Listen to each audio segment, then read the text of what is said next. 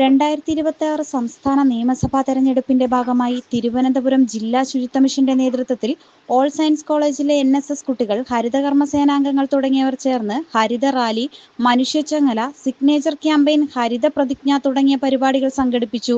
ചെറുതും വലുതുമായ എല്ലാ പ്രചാരണ പ്രവർത്തനങ്ങളും പ്രകൃതി സൗഹാർദ്ദ വസ്തുക്കൾ മാത്രം ഉപയോഗിച്ചുകൊണ്ട് പൂർണ്ണമായും ഹരിതചട്ടം പാലിക്കുക എന്ന സന്ദേശം നൽകിക്കൊണ്ട് ഹരിത rally Suchitwa mission coordinator Arun Raj ഉദ്ഘാടനം നിർവഹിച്ചു.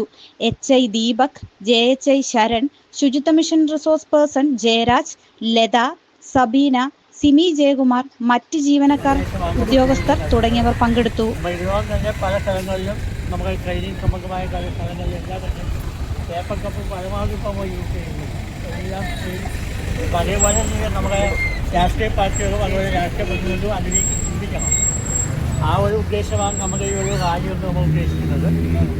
നമ്മുടെ ഒരു ചെറിയ ഒരു ചേഞ്ച്